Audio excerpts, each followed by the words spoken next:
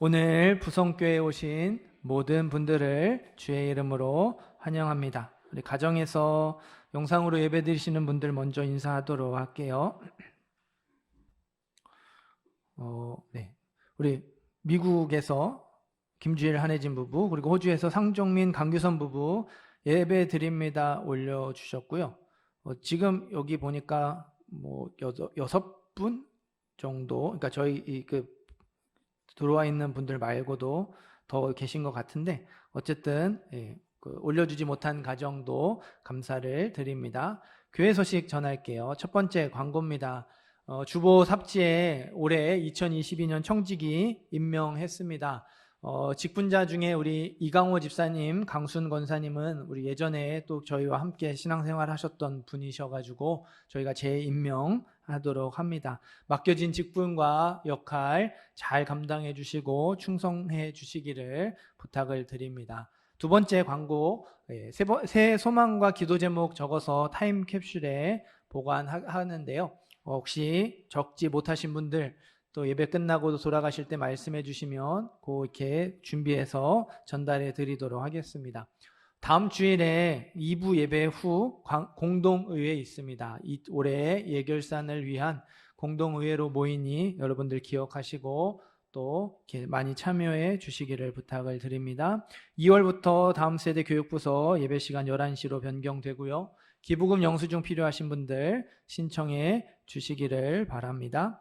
우리 하나님 말씀 함께 읽도록 하겠습니다. 빌립보서 3장 12절에서 16절까지의 말씀입니다.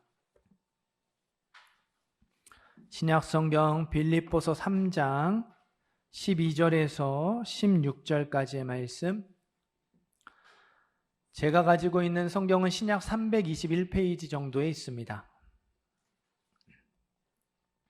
빌립보서 3장 12절에서 16절까지의 말씀, 제가 한 절 여러분이 한 절 교독하여 읽습니다. 내가 이미 얻었다 함도 아니요 온전히 이루었다 함도 아니라 오직 내가 그리스도 예수께 잡힌 바 된 그것을 잡으려고 달려가노라.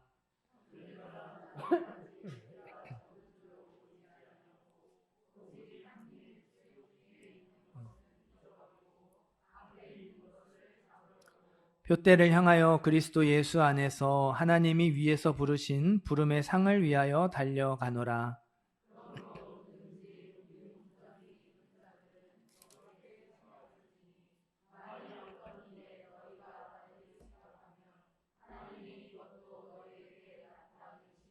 함께 읽습니다. 오직 우리가 어디까지 이르렀든지 그대로 행할 것이니라. 아멘. 우리 앞뒤 좌우에 계신 분들 서로 인사하도록 하겠습니다. 주님의 이름으로 사랑하고 축복합니다. 인사합니다. 달려갈 길, 달려갈 길 제목으로 말씀 전하겠습니다. 2020년 10월, 그러니까 벌써 재작년입니다. 이제 올해 2022년 새해가 밝았으니까 재작년이죠. 2020년 10월에 그 세계 사이클 5손가락 안에 꼽는 유명한 대회가 있었어요. 2020년에 열렸던 대회가 106회. 그러니까 그 사이클 대회 중에서 가장 오래된 대회였고요. 그 코스가 총 257km. 엄청 길죠. 그 코스가 길기도 한데 대부분의 코스가 급경사, 오르막길이래요. 그래서 가장 난이도가 있는 대회, 가장 오래되고 가장 어려운 대회라서 사이클 선수라면 누구나 우승을 꿈꾸는 그런 되게 권위 있고 중요한 대회가 열렸습니다. 월드 챔피언, 사이클의 월드 챔피언 프랑스 사람 줄리앙 알라 필립도 참가했어요. 결승점을 이제 13km 남겨놓은 지점에서 선두 그룹이 형성되었습니다. 5명. 챔피언을 포함한 5명이 이제 우승 후보가 된 것이죠. 175명의 선수 중에 이제 추려서 5명이 선두에 이제 포진을 한 겁니다. 마지막 스포트를 다 열심히 한 끝에 챔피언 알라 필립이 맨 앞으로 치고 나왔어요. 결승점 이제 바로 앞에서 우승을 확신하면서 그 세레머니를 합니다. 이 사이클 선수들 세레머니 있죠. 이렇게 웅크리고 막 달리다가 벌떡 이런 등을 꼿꼿이 펴고 두 팔을 이렇게 쫙 펴고서는 이렇게 쭉 앞으로 달려나가는, 이제 그 세레머니를 하는 거예요. 우승이다 하고서 결승점 지나가기 바로 직전에서. 그 순간 뒤에서 열심히 페달을 밟고 속도를 줄이지 않았던 그 선수, 로글리치라는 선수가 불과 몇 센치 차이로 결승점을 통과한 거예요. 눈으로 보기에는 거의 동시에 통과했는데 사진으로 판독한 결과 정말 요만큼 차이. 정말 우리 이렇게 속된 말로 기만장 차이라고 하죠. 정말 그 몇 센치 차이로 우승자가 바뀌어버린 거예요. 끝날 때까지 끝난 게 아니라는 말이 여기에 여기 이걸 두고 하는 말인 것 같습니다. 간발의 차로 우승자가 바뀌었어요. 알라 필립은 방심하다가 눈앞에서 우승을 놓쳤고요. 로글리치는 끝까지 포기하지 않은 결과 기적적으로 우승을 차지했어요. 로글리치 우승 소감입니다.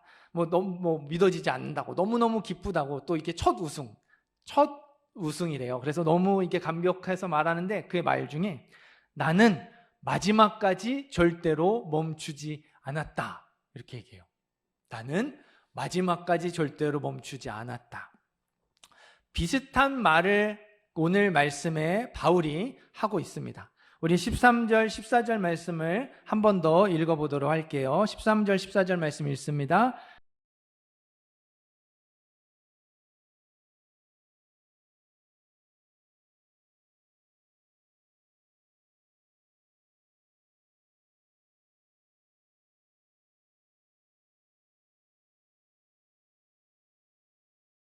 아멘. 바울은요, 진짜 대단한 사람이에요. 또 그만큼 또 독한 사람이기도 합니다. 그러니까 빌립보서 3장, 우리가 한 2주 전에 살펴보았던 빌립보서 3장 앞부분에서 바울이 얼마나 대단한 사람인지, 유대교에서 입장에서 얼마나 대단한 사람인지를 설명하는 부분이 나와요. 그러니까 요즘 말로 하면 세상의 그 스펙이 어마어마하고 성공한 사람이에요. 그 바울이 다메섹으로 가는 길에서 예수님을 만나고 그 성공을, 유대교에서 성공했던 것, 어마어마한 화려한 스펙을 다 모두 내던져 버립니다. 교회를 핍박하던 사람이 복음을 전하고 교회를 세우는 사람이 되죠. 이방인의 사도가 되었고요. 소아시아와 마게도냐 곳곳에서 많은 하나님의 역사를 이루어냈습니다. 유대교회에서만 성공한 게 아니고 기독교에서도 성공한 거예요. 그러니까 요즘으로 치면 세상의 그 스펙과 성공을 버리고 복음 전한 사람이 되었는데, 복음 전하는 일에서도 어마어마한 일을 이뤘다라고 생각하시면 쉬울 것 같아요. 그러니까 앞에서 말씀드렸던 사이클 경주처럼 간발의 차이로 우승을 놓칠 만큼 아슬아슬하지 않았어요. 이방인에게 복음 전하는 부분에 있어서는 바울의 업적이 독보적이었습니다. 바울을 따라올 사람이 없었거든요. 2등과 엄청난 차이가 있어서요, 결승점 바로 앞이 아니라 결승점 한참 떨어져 있는 그 곳에서도 세레머니를 하고 또 하고 계속 세레머니를 하면서 천천히 가도 여유 있게 1등을 할 수 있었던 위치, 여유 있게 1등을 할 수 있었던 사람, 바울이었어요. 그럼 바울이 말하죠. 참 감사하게도 내가 많은 일을 이루었지만 나에게는 아직 달려갈 길이 남아있다. 나는 마지막까지 절대로 멈추지 않겠다. 달려가노라 말합니다. 결승점을 통과할 때까지 계속해서 달려가겠다고 이미 많은 것을 이루었지만 내게 주신 사명을 다 완수한 것은 아니니까 2등과 엄청난 차이가 있든 상관없이 나는 남은 길을 향해 계속해서 달려가겠다는 거예요. 바울의 사명이 무엇이었을까? 이방인의 사도로 땅끝까지 복음 전하는 거였어요. 그래서 당시 사람들이 생각했던 서쪽 땅끝, 서바나, 스페인 지역에 전도 여행을 가려고 했습니다. 소아시아와 마게도니아 지역의 전도 여행은 안디옥 교회가 후원을 해줬어요. 스페인은 안디옥 교회와 너무 멀리 떨어져 있어서 새로운 후원 교회가 필요했습니다. 로마 교회에 편지를 써 보냈어요. 그게 우리가 성경에서 읽는 로마서입니다.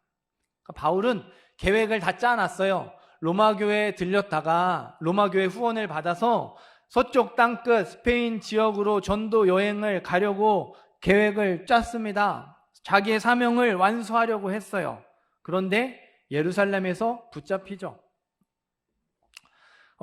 바울이 낙심하지 않고 로마로 어떻게든 가면 되니까 로마 시민의 신분을 이용해요. 나는 로마 시민이니까 여기 예루살렘에서 재판받지 않고 로마에 가서 로마 법정에서 재판을 받겠다. 그러니까 바울은 아마 그 로마 법정에서 재판을 받으면 죄가 없음을 증명하고 풀려날 확신이 있었던 것 같아요. 자유로운 신분으로 로마에 갈 수 없다면 죄수의 신분으로라도 가서 재판받고 풀려나서 하면 되지, 이렇게 생각했던 것 같아요. 하지만 상황이 그렇게 생각대로 풀리지 않습니다. 예루살렘에서 로마로 가는 데까지 2년 넘는 시간 걸려요. 2년 넘는 시간 동안 가택명금 상태로 집 안에만 있어야 했어요. 긴 기다림 끝에 로마로 가죠. 거기서도 또 2년. 로마 황제의 친위부대, 군대 안에 있는 한 공간에서 2년 동안 재판 날짜를 기다려야 했어요. 땅끝까지 복음 전하는 바울의 사명, 하고 싶어도 할 수 없는 상황이 계속되고 있었단 말이에요. 갇혀있는 채로 1년, 2년, 3년, 4년 그 이상의 시간이 하염없이 이렇게 흘러가고 복음을 전하지 못하고 멈춰있는 상태가 계속되고 있었다라는 겁니다. 그럼에도 불구하고 바울은 나에게 달려갈 길이 남아있어서 나는 땅끝까지 복음 전하는 사명을 완수하기 전까지 절대 포기할 수 없다. 포기하지 않겠다. 멈추지 않겠다 말해요. 여러분, 하기 싫어서 힘들어서 안 하는 게 아니잖아요. 상황이 막혔어요. 어쩔 수 없이 하고 싶어도 할 수 없는 상황이 계속되고 있습니다. 포기할 법하죠. 그런데도 계속해서 달려가겠다는 거예요. 땅끝까지 복음을 전하는 사명 포기하지 않겠다는 것입니다. 책임감이 강해서 그랬을까요? 아니에요. 12절 말씀에 그 이유가 나와요. 우리 12절 말씀 함께 읽겠습니다.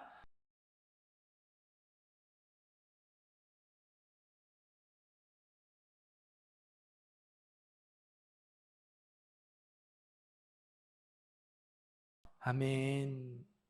바울이 계속해서 달려가겠다고 다짐했던 이유, 사명을 완수하기 전까지는 절대로 포기하지 않겠다고 다짐했던 이유가 12절 후반부에 나와요. 내가 그리스도 예수께 잡힌 바 된 그것을 잡으려고 달려간다.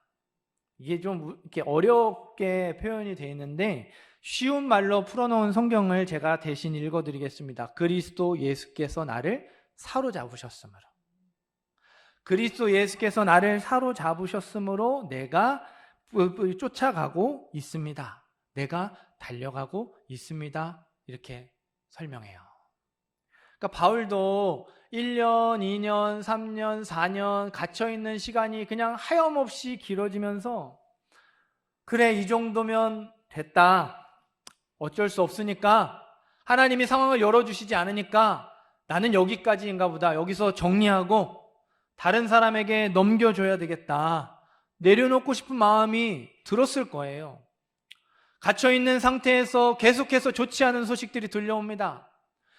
이게 재판 날짜가 잡히지 않으면서 분위기가 나빠질 때도 있어요. 그러면 나는 여기서 그냥 이렇게 내 삶이 끝나는가 보다.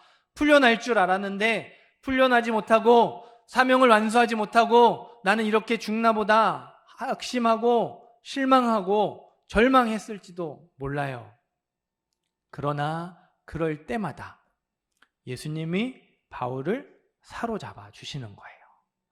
예수님이 바울을 붙잡아 주셨습니다. 바울 안에 계신 성령님이 소망을 계속해서 불어넣어 주시는 거예요.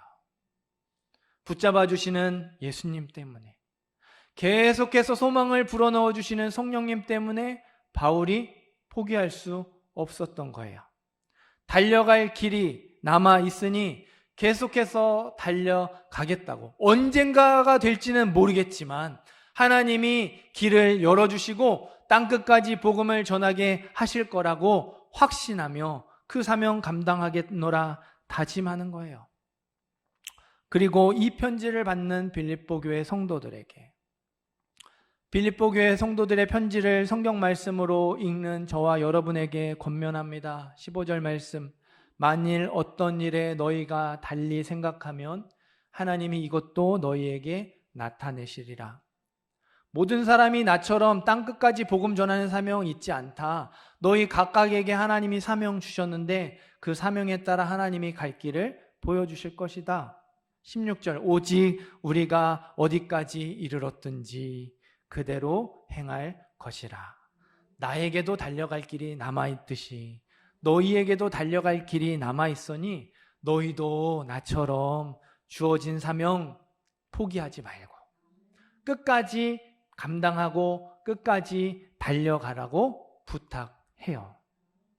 사랑하는 성도 여러분, 저와 여러분에게 주어진 사명, 하나님이 여러분, 우리 한 사람 한 사람에게 주신 사명 무엇이겠습니까?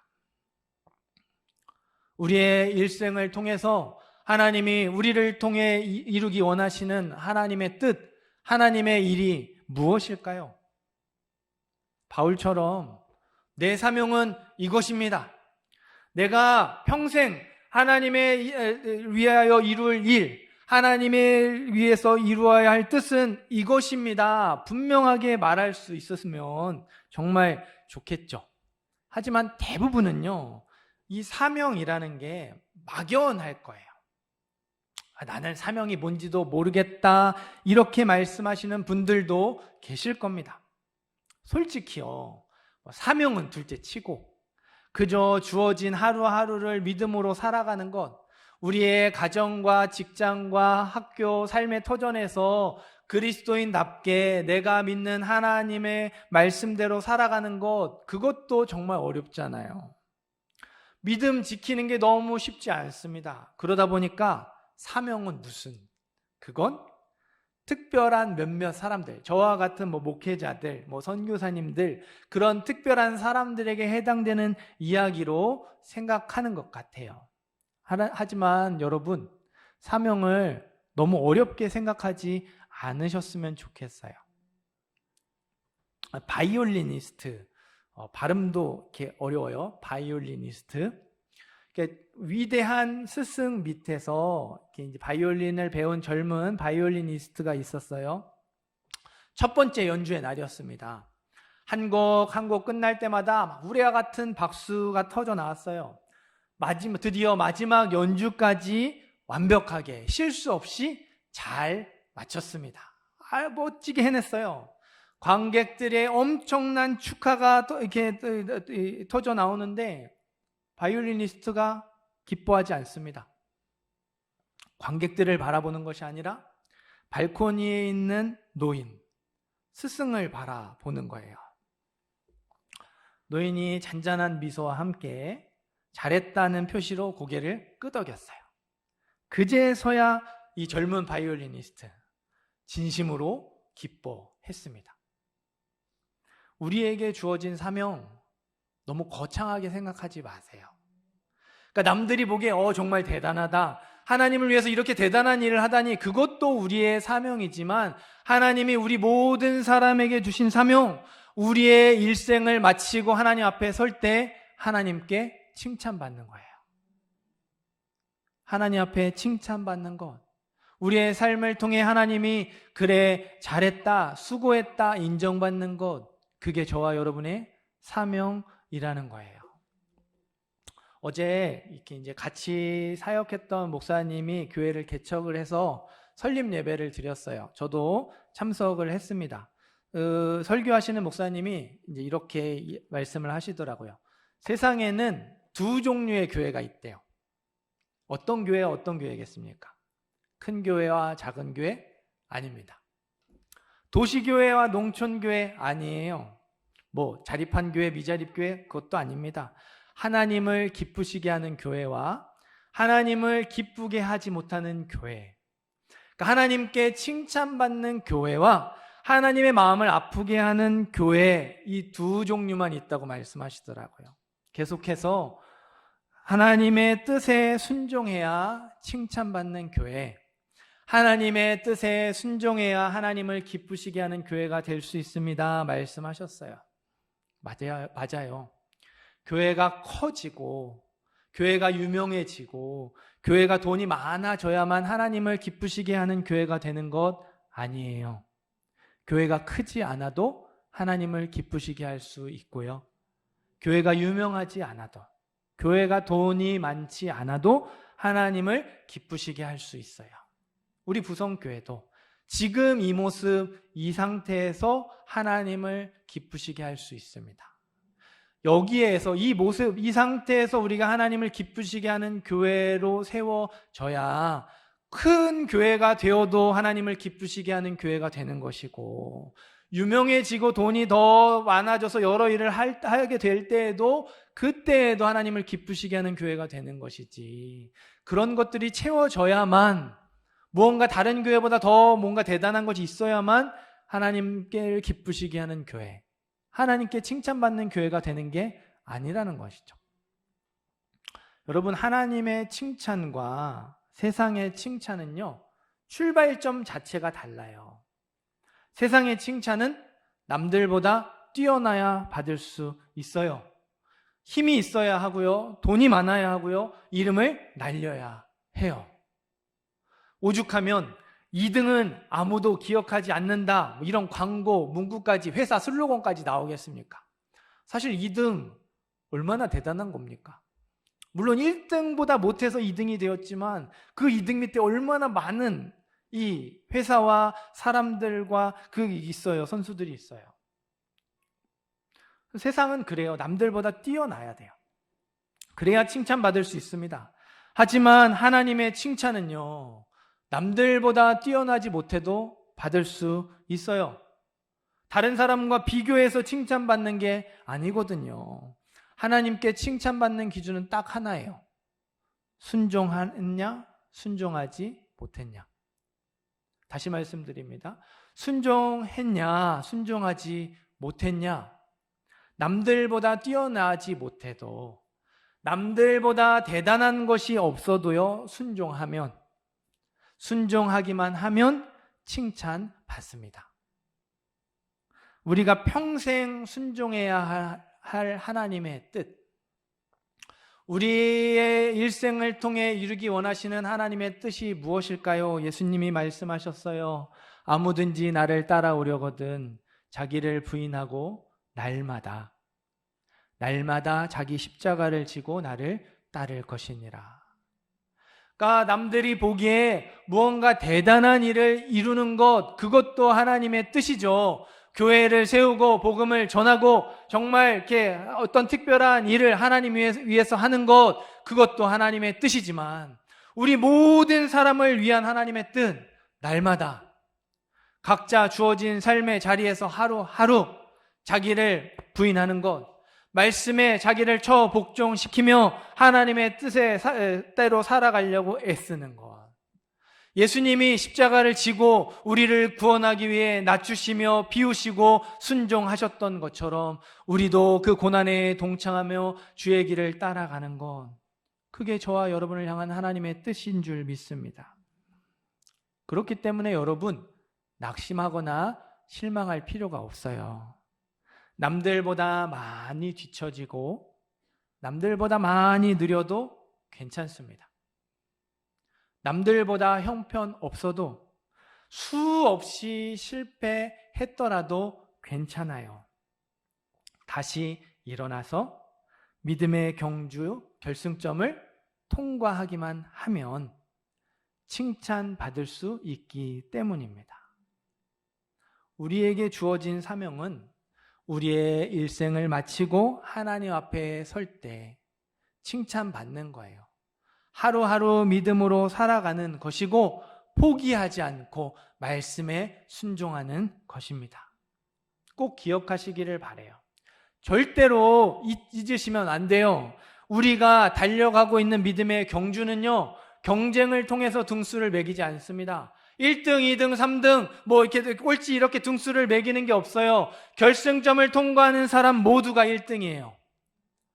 하나님은 결승점을 통과하는 모든 사람을 1등으로 인정해 주십니다. 시간이 얼마나 걸렸든지 다 1등이에요.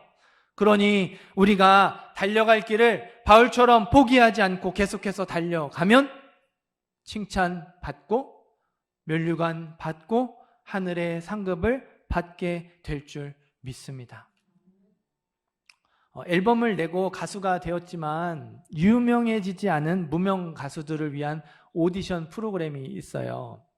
Sing Again이라는 그 TV 프로그램입니다. 이렇게 보시는 분들도 계실지 모르겠지만 이게 이제 지금 그 시즌 1이 끝나고 이제 두 번째 시즌을 이렇게 진행하고 있습니다.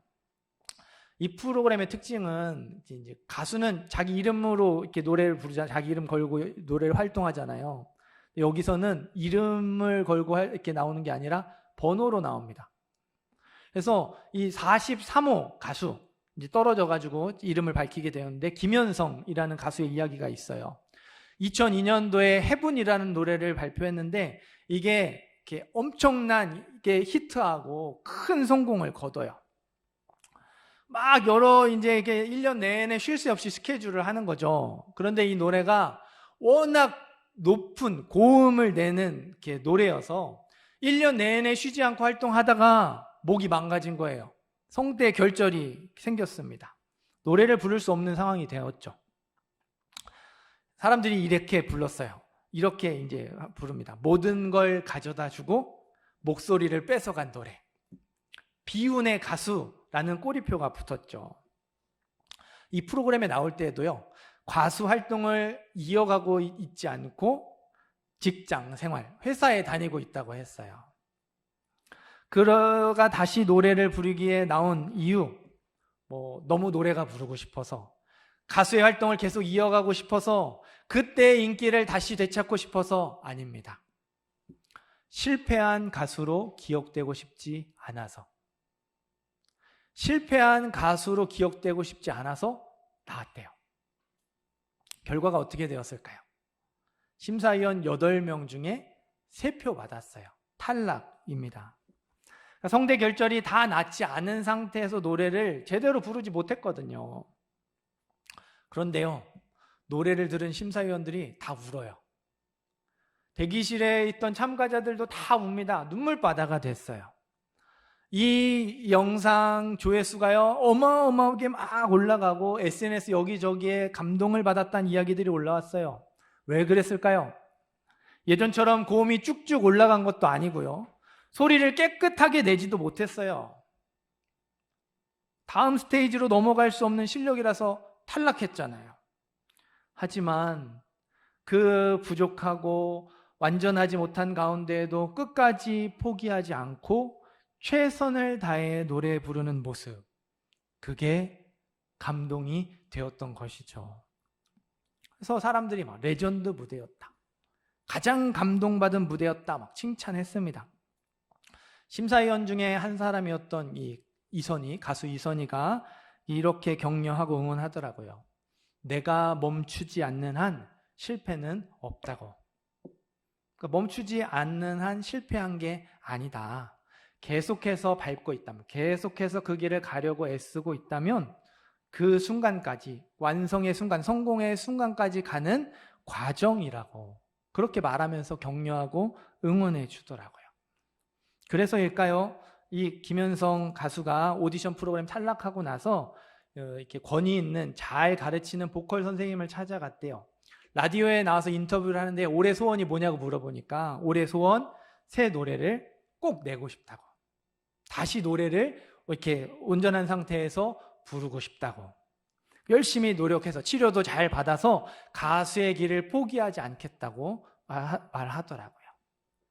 여러분, 완벽하지 못한 그의 모습, 그러나 포기하지 않은 그의 모습이 비운의 가수, 실패한 가수라는 꼬리표를 떼게 만들었고요. 멈춰있던 가수의 길을 다시 시작하게 만들었어요.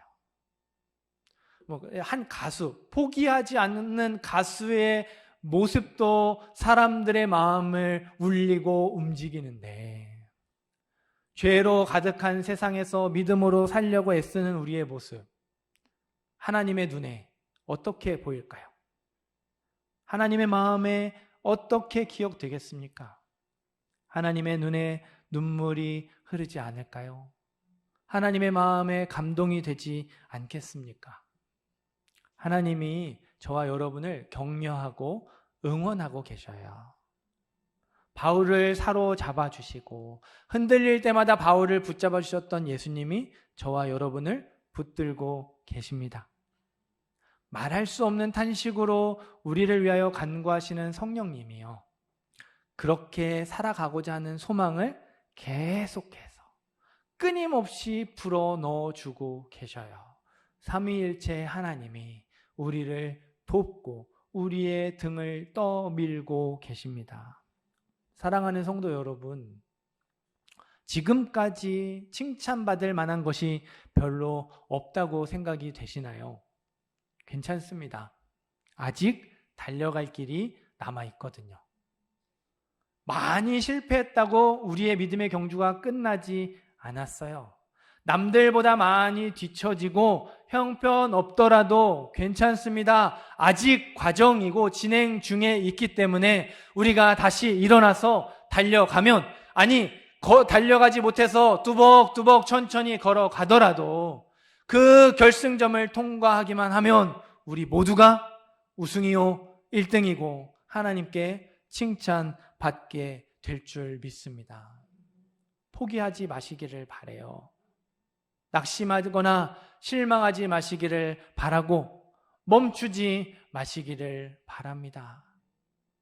지난 한 주 100번 실패하셨다면 다음 한 주, 돌아오는 한 주 99번 실패하시면 돼요. 갑자기 무언가 달라지는 게 아닙니다. 조금씩 포기하지 않는 가운데 그렇게 조금씩 나아가다 보면 우리도 모르는 사이에 하나님이 우리의 모습을, 우리의 가정을, 우리의 또 인생을 아름답게 변화시켜 주시고 주의 일에 합당한 그릇으로 만들어 주실 줄 믿어요. 우리에게 달려갈 길 아직 많이 남아 있습니다. 우리의 믿음의 경주 아직 끝나지 않았습니다. 멈추지 말고 계속해서 달려가는, 또 걸어가는 모든 부성교회 성도님들 되시기를 주님의 이름으로 축원합니다.